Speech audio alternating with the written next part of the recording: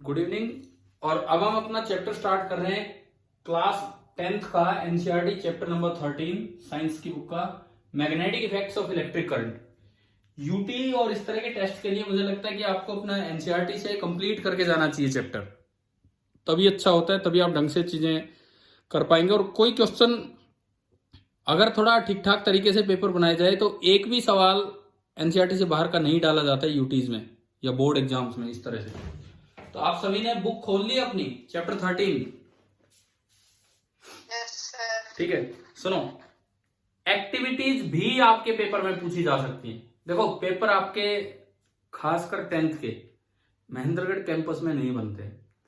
10th class के paper जहां से भी बन के आए, जैसे भी आए, जैसे एनटीएससी के हो रहे हैं, जो भी हो रहे हैं, आपको तैयार रहना है हर तरह की सिचुएशन के लिए। तो मैं कहता हूं कि एक्टिविटीज भी एग्जाम में आ सकती हैं।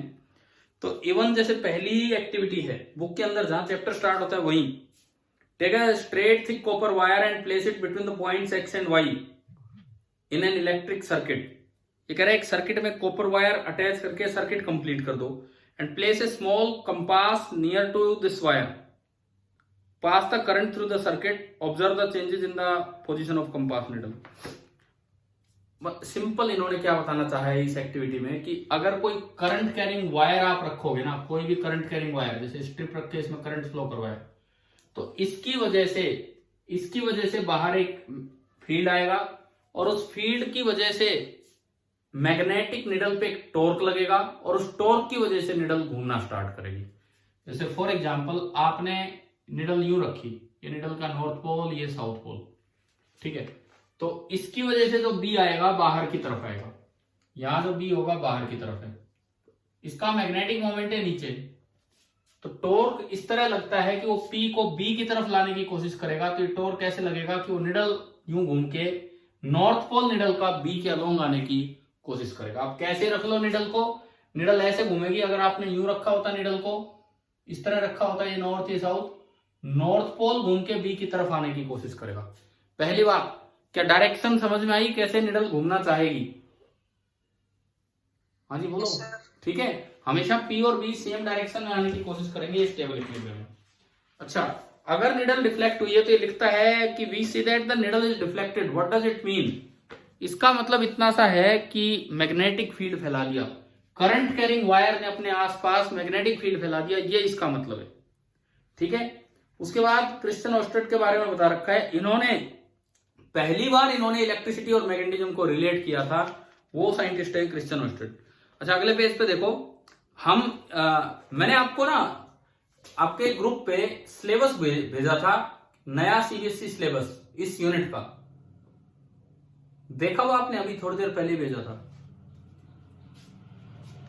बताओ देखा है कि नहीं वो? Yes, sir. तो उसमें कुछ टॉपिक्स, कई टॉपिक हटा दिए, जनरेटर हटा दिया 10th के सीबीएसई सिलेबस से इस साल के लिए, केवल इस साल के लिए। ठीक है, मतलब हमारे यूटी या जो फाइनल बोर्ड एग्जाम होंगे उनमें जनरेटर नहीं आएगा, एसी नहीं आएगा, electric circuit, human house hold supply, ये सब जो पार्ट्स हैं, एडवांटेज, और ये जो उसमें लिखा हुआ है कि कौन कौन से पार्ट हैं और कौन से नहीं है, मतलब इस तरह से आप देख लेना। तो हम जो बचा हुआ पार्ट है वो सारा यहाँ से रिवाइज कर रहे होंगे अपने एनसीईआरटी टेक्स्ट बुक से। तो इस पे अगले पेज पे 13.1 पहला टॉपिक आता है magnetic field and field lines. देखो, एक बड़ी इंपॉर्टेंट बात इसमें शुरू में ही बता रखी है। आप ये बताओ, अगर मैं एक मैग्नेट को अर्थ पे फ्रीली सस्पेंड कर दूं तो कौन सी डायरेक्शन में जाकर रुकता है? North south. North south. क्या अर्थ पे ही ऐसा होता है कि मून पे जाऊं वहां भी ऐसा होगा? अगर मैं मून पे जाके एक मैग्नेट को फ्रीली सस्पेंड करूं तो क्या तब भी वो नॉर्थ साउथ डायरेक्शन में चलेगा? मतलब या नहीं? नहीं, क्योंकि वहां कोई मैग्नेटिक फील्ड नहीं है। जहां मैग्नेटिक फील्ड होता है वहीं पे ये नॉर्थ साउथ डायरेक्शन या जो फील्ड की डायरेक्शन उसमें जाएगा। दूसरी बात, मैग्नेट का कौन सा पोल नॉर्थ की तरफ जाएगा और कौन सा साउथ की तरफ? शायद मुझे लगता है जिस दिन हमने मैग्नेट स्टार्ट किया, स्टार्टिंग में ये बात बताई होगी आपको, क्योंकि उसका जवाब जब मैंने आपसे पूछा था तो ज्यादातर बच्चों ने उल्टा दिया था, है ना? याद है? ठीक है, ये देखो मैं यहीं से पढ़ रहा हूं और कहीं से नहीं, ये जो स्टार्टिंग लाइन है, the ends of a compass needle point approximately towards north south direction. लगभग ये नॉर्थ साउथ डायरेक्शन में जाते हैं। End pointing towards north, north की तरफ जाने वाला end is called north pole and south की तरफ जाने वाला end is called south pole. पढ़ रहे हो ना आप बुक से लाइन?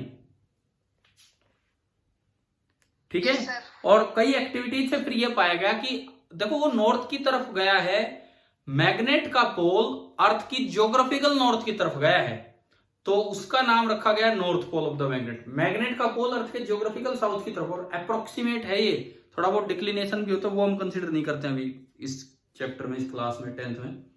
उसके बाद ये लिखता है like poles repel and unlike pole attract. अब ये मैग्नेट के दो पोल्स हैं, एक मैग्नेट का नॉर्थ पोल, दूसरे मैग्नेट का नॉर्थ पोल, वो रिपेल करेंगे, लेकिन एक मैग्नेट का नॉर्थ और दूसरे मैग्नेट का साउथ पोल वो अट्रैक्ट करेंगे। ये एक्सपेरिमेंटल लॉज हैं जो निकाले गए हैं। उसके बाद एक क्वेश्चन है, why does a compass needle gets deflected when brought near a bar magnet? वही जवाब भाई, बार मैग्नेट में क्या फैला रखा होता है? Magnetic field. और कंपास निडल का जो नॉर्थ पोल होगा वो मैग्नेटिक फील्ड की डायरेक्शन में आने के लिए घूम जाएगा, ऐसा उस पर टॉर्क लग जाएगा। ठीक है। एक्टिविटी सेकंड एक्टिविटी आप पढ़ लोगे कि एक बार मैग्नेट को अगर कुछ आयरन फिलिंग्स के पास रखा गया है तो आयरन फिलिंग थोड़ी थोड़ी सर्कुलर शेप बना लेती है। ये दिखा रखा है डायग्राम में। क्यों बना लेती है ऐसा? क्योंकि बार मैग्नेट की जो फील्ड लाइंस हैं, बार मैग्नेट की जो फील्ड लाइंस हुए वो नियरली क्लोज लूप्स होती हैं।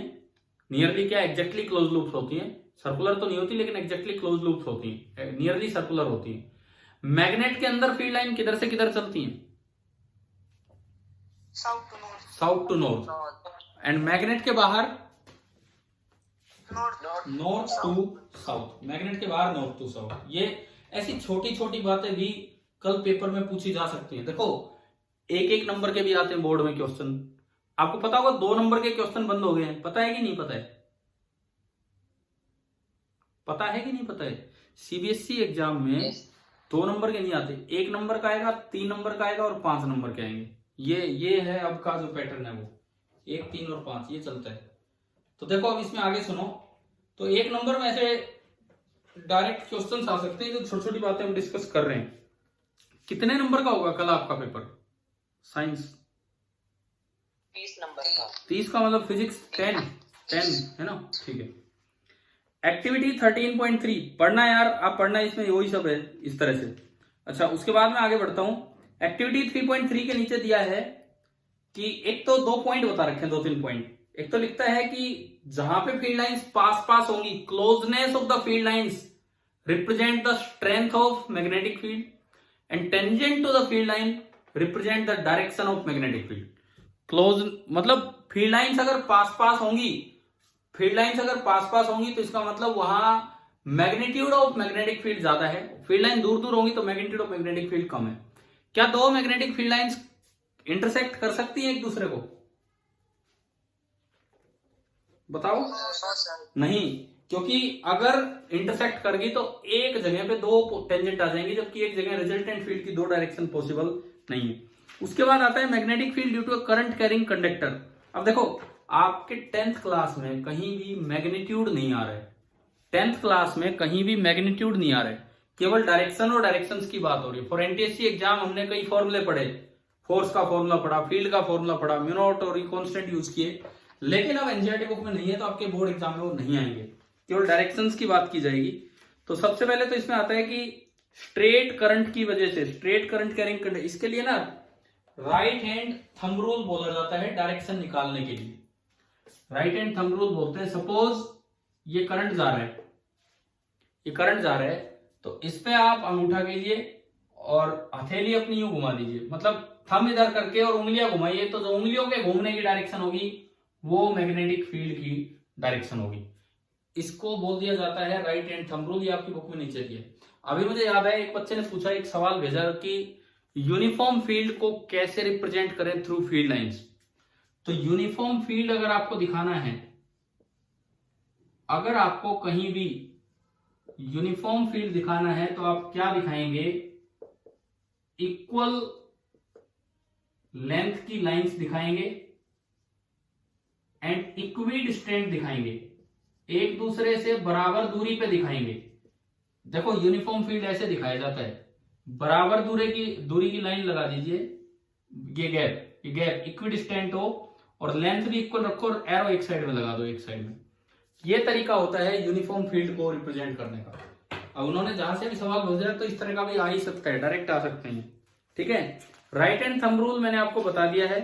नेक्स्ट उसके बाद एक एग्जांपल है 13.1। देखो ऐसे सवाल आ सकते हैं, ऐसे सवाल क्योंकि यहां दे रखे हैं और डायरेक्शन ही पूछते हैं मेनली 10th क्लास में।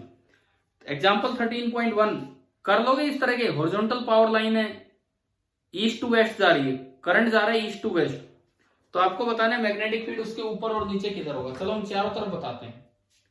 ईस्ट टू वेस्ट जा रही है, करंट ऐसे जा रहे हैं, तो आप क्या करो, राइट हैंड थंब रूल लगाओ, अंगूठा करंट की तरफ, हथेली पॉइंट की तरफ और घुमा दो। यानी कि मैं अगर इसके नीचे देखूं, इसके नीचे, तो फील्ड किधर आ रहा है बताओ, आपकी तरफ किधर आ रहा है, कौन सी डायरेक्शन, साउथ। इसके साउथ में देखूं तो फील्ड किधर आ रहा है, वर्टिकली अपवर्ड। इससे अपवर्ड देखो तो फील्ड किधर आ रहा है, टुवर्ड्स नॉर्थ। और इसके नॉर्थ में देखो तो फील्ड किधर जा रहा है, वर्टिकली डाउनवर्ड। आप बताओ क्या ये चारों डायरेक्शन समझ में आई? देखो अगर नहीं आई तो पूछिए। अगर मान लो मैग्नेटिक फील्ड निकालना हो एक हॉरिजॉन्टल वायर की वजह से जो ईस्ट से वेस्ट जा रही है, तो अंगूठा करंट की तरफ करके राइट हैंड की हथेली को यूं घुमा दीजिए, तो वो आपको फील्ड की डायरेक्शन देती चलेगी। समझ में आ गया होगा ये वाला रूल? ठीक है, इसके बाद जो क्वेश्चन आप कर लेंगे, magnetic field due to circular loop. Circular loop में डायरेक्शन थोड़ी अलग तरीके से होती है। अगर सर्कुलर करंट कैरिंग लूप है, सपोज यू करंट जा रहा है, जिस तरह करंट जा रहा है राइट हैंड की उंगलियों को उस तरह घुमाए, अंगूठा आपको अंदर वाले पॉइंट्स पे बी की डायरेक्शन देगा। तो अंदर वाले पॉइंट पे बी बाहर है, तो बाहर वाले पॉइंट पे बी अंदर हो जाएगा। ये इस तरह से चलेगा, ऐसे ही यहां पे इस तरह से चलेगी फील्ड लाइंस। मतलब स्ट्रेट वायर का जो फील्ड निकालते हैं तो करंट की तरफ अंगूठा, हथेली पॉइंट की तरफ।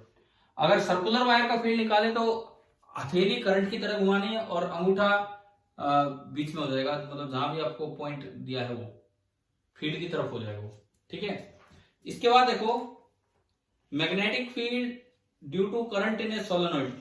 पढ़ लेंगे आप यार, ये वाला जरूर करना, इसके आसान आसान चीजें हैं। आपसे पूछा जाए क्या लॉन्ग सोलेनोइड के अंदर फील्ड यूनिफॉर्म होता है कि नॉन यूनिफॉर्म? यूनिफॉर्म। जो आपके लॉन्ग सोलेनोइड होती है उसके अंदर फील्ड यूनिफॉर्म होता है। अच्छा, मैं यहीं पे दो चीजें आपसे पूछता हूं। अब इसके बाद दो चीजें आती हैं। एक करंट कैरिंग वायर में अगर आप एक मैग्नेटिक फील्ड में अगर आप करंट कैरिंग वायर रख देते हैं तो वायर पे मैग्नेटिक फोर्स लगता है। करंट कैरिंग वायर को अगर आप मैग्नेटिक फील्ड में रख देते हैं तो वायर पे मैग्नेटिक फोर्स लगता है। इस फोर्स की डायरेक्शन देखने के लिए कौन सा रूल है, राइट हैंड या left hand? Fleming's right hand rule की Fleming's left hand rule?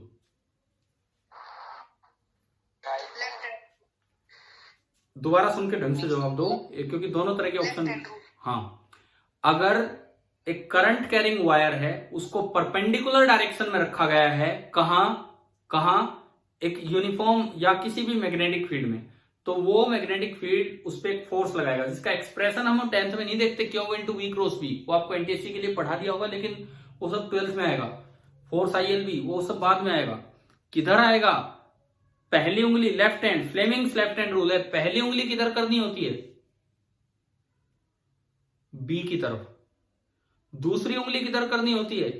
Current की तरफ। तो जो अंगूठा होगा वो आपको फोर्स की डायरेक्शन देगा। इनकी स्टेटमेंट्स आपको लिखनी आनी चाहिए, बिकॉज हो सकता है यूटी है तो हो सकता है इस तरह से सवाल आ जाए कि state Fleming's left hand rule. अच्छा, एक और तरीका बताता हूं। आजकल जो बोर्ड एग्जाम में जो मेथड फॉलो किया जा रहा है, डायरेक्ट नाम नहीं देते, 12th में भी और 10th में भी। यूं आएगा, state the rule used to determine the direction of magnetic force on a current carrying wire. State the rule used to determine the direction of magnetic force on a current carrying wire. तो कौन सा rule है ये? हाँ, अब ये state का मतलब खाली नाम नहीं देखे ना, ये गलती हो जाती है। बच्चे वहां खाली नाम लिख के आ जाते हैं कि this is Fleming left hand rule. State का मतलब है कि आपको नाम लिख के उसकी स्टेटमेंट देनी है। दूसरी बात, ईएमआई। ईएमआई क्या है? ईएमआई कि अगर आप एक करंट कैरिंग वायर मत लो, इस बार सिंपल वायर लो, कंडक्टिंग वायर, और उसको आप मूव करवा रहे हो। देखो, अगर कनेक्ट नहीं है तो करंट फ्लो नहीं करेगा, लेकिन एक हल्का सा चार्ज सेपरेशन होने से ईएमएफ आ जाएगा। लेकिन अगर कहीं सर्किट कंप्लीट है तो करंट भी फ्लो करेगा। तो आपसे पूछा जाए कि एक वायर मूव कर रही है मैग्नेटिक फील्ड लाइंस को कट करते हुए, तो उसमें इंड्यूस्ड करंट की डायरेक्शन निकालने के लिए कौन सा रूल होता है? Fleming's induced right hand rule. उसकी भी स्टेटमेंट आनी चाहिए, उसकी भी स्टेटमेंट आनी चाहिए कि अगर इन तीनों को आप म्यूचुअली परपेंडिकुलर कर लें, तो अगर पहली उंगली बी की तरफ, अंगूठा मोशन की तरफ, जिधर वो वायर मूव कर रही है, तो दूसरी उंगली आपको उसमें करंट की डायरेक्शन देगी, दूसरी उंगली आपको उसमें करंट की डायरेक्शन देगी। अब देखो ये जो दो रूल हैं, left hand and right hand rule, Fleming left hand rule पे जो डिवाइस है मोटर है, और राइट हैंड रूल पे जो डिवाइस है जनरेटर है। आपके 10th के बुक में दोनों दिए होते हैं, मोटर और जनरेटर। बाई चांस कोरोना काल की वजह से इस साल जनरेटर सिलेबस से हटाया गया है इसी साल के लिए, तो अब अगर कल यूटी में आएगा तो जनरेटर नहीं आ सकता है। आपने वो देखा होगा ना, आपका सिलेबस जो लिखा होगा उसमें लिखा होगा एक्सेप्ट दीज टॉपिक्स, लिखा है, मेंशन कर रखा है। तो जनरेटर नहीं आएगा, जनरेटर इस बार नहीं आ सकता है, लेकिन मोटर तो आ सकती है। तो मोटर का प्रिंसिपल क्या है, एक बार अपनी बुक में सबसे पहले मोटर पे ही चलते हैं। फोर्स लग गया, इसके बाद मैं मोटर पे आता हूं। इलेक्ट्रिक मोटर, इलेक्ट्रिक मोटर के ऊपर है मैग्नेटिज्म इन मेडिसिन। ये कभी बहुत पहले मैंने बताया था एमआरआई, और आपके एक एनटीएससी पेपर में भी आया हुआ है ये सवाल। Yes sir. है ना, ये यहाँ दे रखा है इसमें, मैग्नेटिक रेजोनेंस इमेजिंग। चलो छोड़ो, अब नीचे आओ। इलेक्ट्रिक मोटर भाई पूरे पूरे चांसेस हैं, मान के चलो अगर यूटी है और इस यूनिट से आ रहा है और जनरेटर हट गया है, यूटी है इस यूनिट का ही है केवल और जनरेटर हट गया है, तो पूरे पूरे चांसेस होते हैं कि एक तो डिस्क्रिप्टिव क्वेश्चन आएगा यूटी में, एक तो आएगा ही आएगा डिस्क्रिप्टिव। अब वो 5 नंबर का डालें या 3 का डालें वो डिपेंड करता है, क्योंकि 5 का वो डाल दिया तो बचा पेपर ही 5 नंबर का है, 3 का इसलिए हो सकता है, मैं भी 5 का भी डाल दे, कोई भरोसा नहीं है। तो मान के चलो मोटर आने के पूरे पूरे चांसेस हैं, तो एक अपनी प्रैक्टिस करके जाओ। ना आए कोई बात नहीं, ना आए तो मोटर से कोई और सवाल आ जाएगा, लेकिन आप एक अच्छी प्रैक्टिस करके जाओ कि मोटर को एक्सप्लेन कैसे करना है। जैसे सबसे पहले इसकी डेफिनेशन स्टार्टिंग में दिया है, an electric motor is a rotating device that converts electrical to mechanical energy. एक ऐसी रोटेटिंग डिवाइस है, रोटेटिंग क्यों बोला है इसको, उसके अंदर जो आर्मेचर कोई लोग घूमती है कि नहीं, ठीक है, और वो किस एनर्जी को किस में कन्वर्ट करती है। मोटर में आप बिजली देते हो, आप वायर कनेक्ट करते हो सप्लाई से, तब वो चलती है, तो आप कौन सी एनर्जी दे रहे हो, इलेक्ट्रिकल एनर्जी, और आपको मिलती है मैकेनिकल, मोटर घूमना स्टार्ट कर देती है। पहली बात इसकी डेफिनेशन की भाई एनर्जी कन्वर्जन कहां से कहां कर रही है। दूसरी बात इसकी एप्लीकेशन जो बुक में लिखा है वही मैं दे रहा हूं, कि इलेक्ट्रिक फैन में, रेफ्रिजरेटर में, मिक्सचर में, वॉशिंग मशीन में, कंप्यूटर में, MP3 प्लेयर, सब में मोटर यूज होती है। अब आती है इसकी कंस्ट्रक्शन, अलग अलग पार्ट्स आ सकते हैं पेपर में, कंस्ट्रक्शन दो, ये दो, वो दो, तो डायग्राम, ये डायग्राम की प्रैक्टिस कर जाओगे बुक से। मोटर के इलेक्ट्रिक डायग्राम दिए जो दे रखा है, नॉर्थ पोल, साउथ पोल, बीच में आर्मेचर कॉइल, एक्सेल, ब्रशेज, आता है कि नहीं आता है बताओ, पहले पढ़ा हुआ है कि नहीं।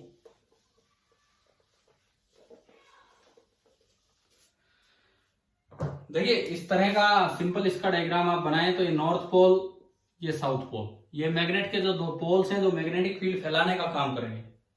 इसके बीच में एक आर्मेचर कॉइल, आप सिंपल डायग्राम बनाए हो कोई बात ही नहीं है, अगर आए तो। ये एक आर्मेचर कॉइल है, इन आर्मेचर कॉइल में रिंग्स होती हैं, अगर 2 टूटी हुई रिंग हो तो डीसी मोटर है, पढ़ा है ना आपने। स्प्लिट रिंग हो तो डीसी मोटर है, और अगर स्लिप रिंग हो अलग अलग तो वो एसी मोटर है, ठीक है।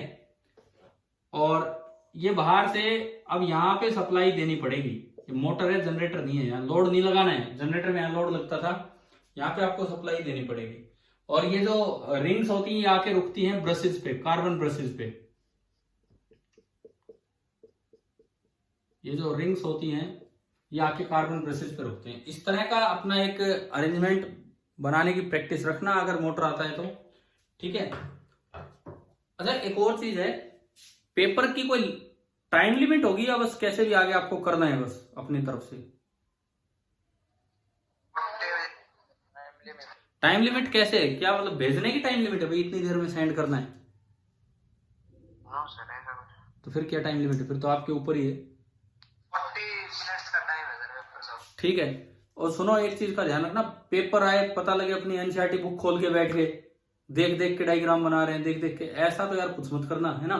आप पहले पेपर से पहले पढ़ लो जो पढ़ना है, पेपर के दौरान मतलब कई बार क्या हो, जैसे यूं दिमाग में यार एक बार देख लेता हूँ जरा सा है, बस फिर मैं कर दूंगा, तो ऐसा कुछ मत करना आप, इस तरह का देखने वाला काम अपनी ईमानदारी से देना पेपर। अच्छा, अब इसके बाद सुनो, फिर ये मोटर की ये कंस्ट्रक्शन पार्ट होगी।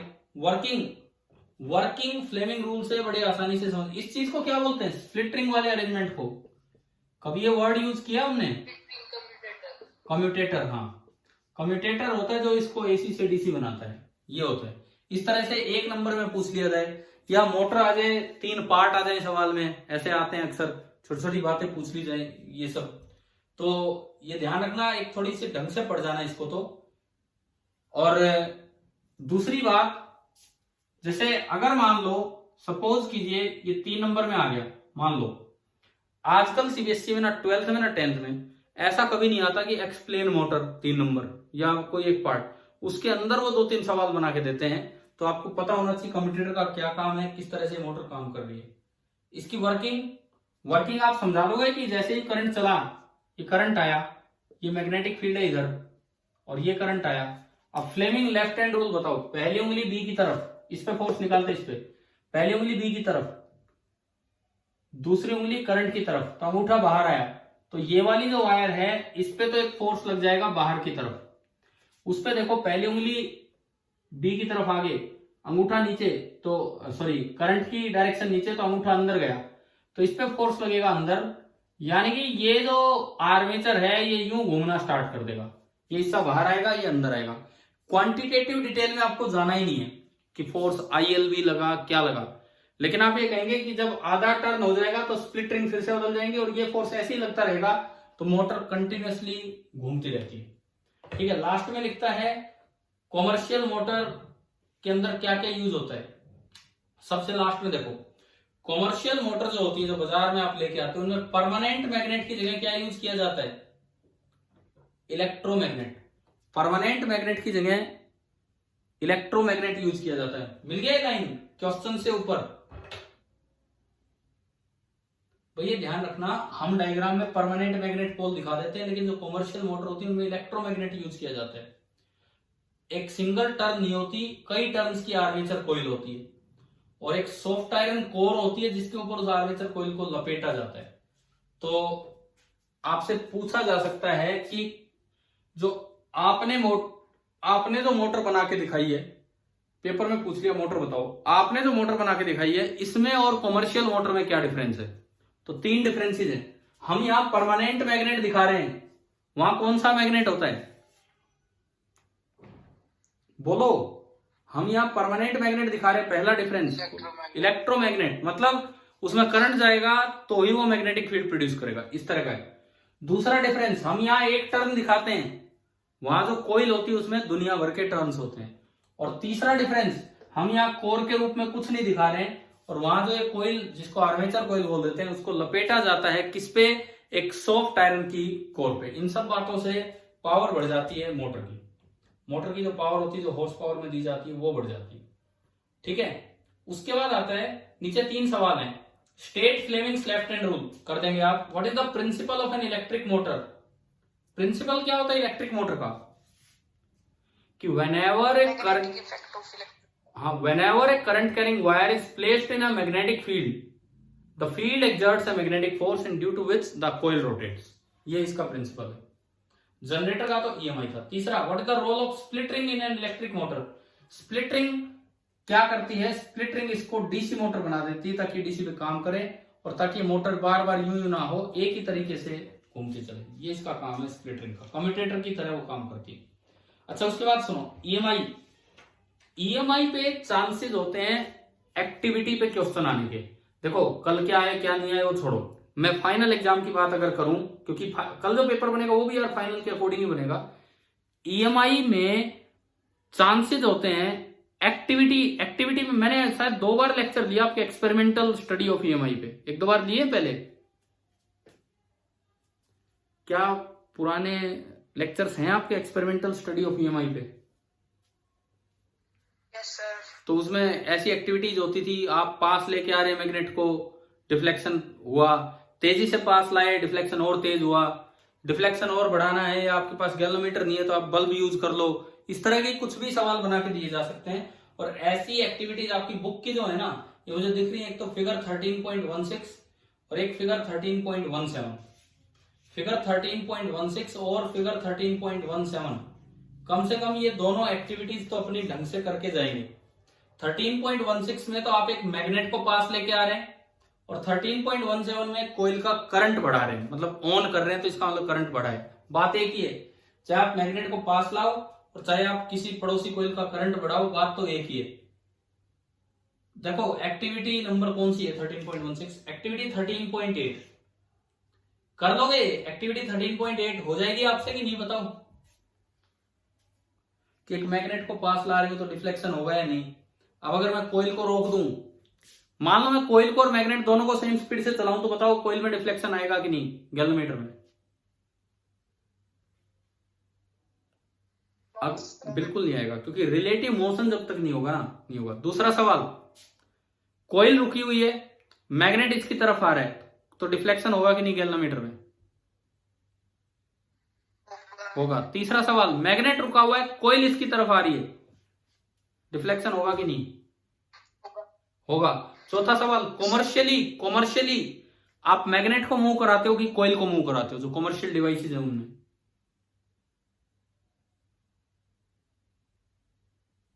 जनरेटर सोचो, कुछ भी सोचो, हम मैग्नेट फिक्स रखते हैं, केवल किसको घुमाते रहते हैं?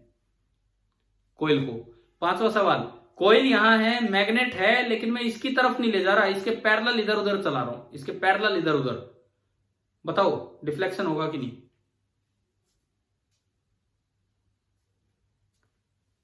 कोयल है यूं रखी है, कोयल है यूं रखी है, और मैं मैग्नेट इसकी तरफ ना ले जाके इसके पैरेलल इधर उधर चला रहा हूं, बताओ डिफ्लेक्शन होगा कि नहीं होगा?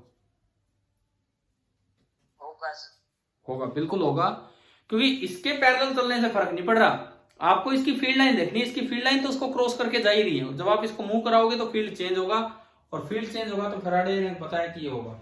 अब वो फ्लक्स रूल आपके 10th में यूज नहीं होगा, ये बात याद रखना।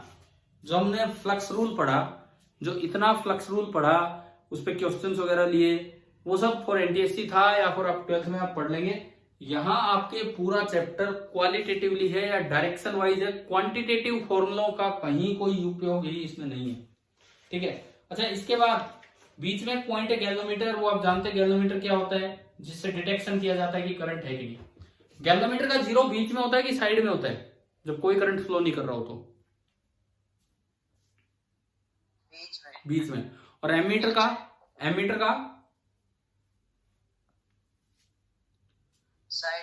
साइड, मतलब गैल्वेनोमीटर में आप चाहे ऐसे कनेक्शन कर दो, चाहे पलट के कनेक्शन कर दो, अगर डिफ्लेक्शन आना है तो दिखाएगा। एमीटर में एक तरह से कनेक्शन करने पे डिफ्लेक्शन है, तो दूसरी तरह से कनेक्शन करने पे डिफ्लेक्शन नहीं होगा, ये बात आप ध्यान रखना, ठीक है। उसके बाद एक ये बिल्कुल ईएमआई के लास्ट में एक क्वेश्चन है, फ्लेमिंग राइट हैंड रूल के बाद अगले पेज पे, explain different ways to induce current in a coil. एक करंट इंड्यूस करने के 2-3 तरीके मैंने 3 बताए थे, फ्लक्स चेंज करने के, या तो बी को चेंज करो मतलब मैग्नेट को मूव कराओ, या ए को चेंज करो मतलब लूप का एरिया श्रिंक कर दो उसको, या फैला दो, या एक वायर को चला दो, एक वायर को चला दो तो भी एरिया दे, या फिर थीटा को चेंज करो कि कोयल को आप रोटेट कर दो फील्ड में। तो इन तीनों तरीकों से ईएमएफ इंड्यूस होता है, ईएमआई आता है। अब इसके बाद सुनो, इसके बाद का मुझे लगता है कि सारा हटा दिया गया है, आप एक बार देख लेना यार आपके सिलेबस में जो डाला गया है, मुझे लगता है इसके बाद का कोई टॉपिक है ही नहीं शायद बुक में, आपके उस नए सिलेबस में है क्या, एक बार बताएंगे देख के? जनरेटर, डोमेस्टिक इलेक्ट्रिक सर्किट, शायद ये दोनों चीजें हटा दी गई हैं। हाँ तो ये हट गया, मतलब आपको ये चैप्टर यहीं तक पढ़ना है, पेज नंबर 235 तक या 236 पे जो एक क्वेश्चन है। अच्छा, एक्सरसाइज इसकी करके आना, क्या पता कोई सवाल डायरेक्ट आ जाए। जनरेटर टाइप क्वेश्चन छोड़ देना, या शॉर्ट सर्किट, फ्यूज वायर, इस तरह की चीजें, मतलब 15 तक जो क्वेश्चन है आप ट्राई कर लेंगे, ठीक है। मैं उम्मीद करता हूं कि कल 10 आउट ऑफ 10 ही आएंगे आपके, क्योंकि मुझे नहीं लगता कि कोई स्कोप होगा कहीं नंबर कटने के। एक कितना छोटा सिलेबस आ रहा है यार, एक छोटा सा चैप्टर आ रहा है जिसमें कोई फॉर्मूला नहीं, कोई फॉर्मूला नहीं, केवल डायरेक्शन निकालनी, कोई फॉर्मूला है ही नहीं, केवल डायरेक्शंस निकालनी और थ्योरी होगी। तो मुझे तो यही लगता है कि आप 10 आउट ऑफ 10 स्कोर करेंगे। फिर भी नहीं करते हैं तो भाई अब देखो, आप जिम्मेदार रहोगे इस चीज के लिए। और कल की क्लास से पहले एक तो यूटी अपना, और एक जो वो सब्जेक्टिव पेपर ऑब्जेक्टिव पेपर जो कैंसिल हुआ है वो अपना करके रखें, ताकि कोई डाउट हो तो आप वो पूछ सकें। ठीक है, आगे हम कल पढ़ते हैं। Best wishes for your test. Thank you.